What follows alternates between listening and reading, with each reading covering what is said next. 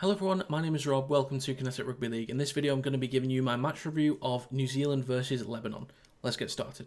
So we're going to be starting with the losing team as per usual, which was Lebanon. They put 12 points past New Zealand. They completed at 75%, had 57 missed tackles, 13 errors and 8 penalties. A few positive points on them. First thing is I think they were very creative in their game plan.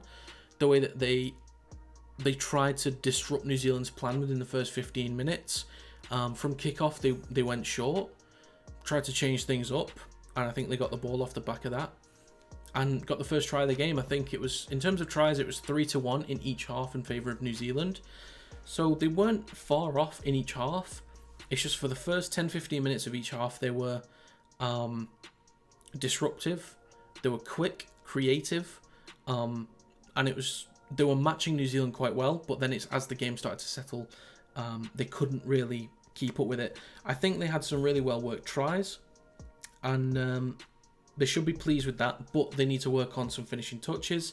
They can get field position quite well, but it's just making sure that they can execute in the right moments. But this is New Zealand's defence we're talking about here, so they should be happy with the performance that they had. They didn't play bad, they were pretty good, but coming up against a team like New Zealand, it's always going to be difficult. I think if this is any other team that you would have assumed that's on their level going into the tournament, I think they either would have won this or put up a really good fight. So they shouldn't be too disheartened. But yeah, the other thing was the last 20 minutes they had a sending off. He got a red card for dissent to the referee or someone else, and was sent off. They didn't concede a try in those 20 minutes, which I think was another really positive thing that they can look at. So they won't have He for the next game, but I'm sure they can plug that hole for the next game. And then once he's back, he's already said he wants to, make up for that mistake. But yeah, not conceding a try in the last 20 minutes with a man down is really solid. That's well worked from Lebanon. And yeah, they should be happy with what they've done. Fix a few things here and there, which they'll be able to look at, smooth some things out, and go again next time. Now moving on to the winning team, which was New Zealand. They put 34 points past Lebanon. They completed at 73%. They had 7 line breaks, 14 offloads, and a tackle efficiency of 90.5%, which is really solid. I think the standout play for me was Joey Manu. Showed great skill for his tries, and throughout the game at fullback was showing his pace, his athleticism, his strength. He's quite a big guy actually for a back anyway. He's not huge, but he's definitely got some bulk to him, which makes him such a threat, as well as his step and his pace. So yeah, he was definitely a bright spark for them. A little bit sloppy from people like Dylan Brown. Wasn't always clean, but showed his quality here and there. Petiku showed what he's capable of in one-on-one situations close to the line.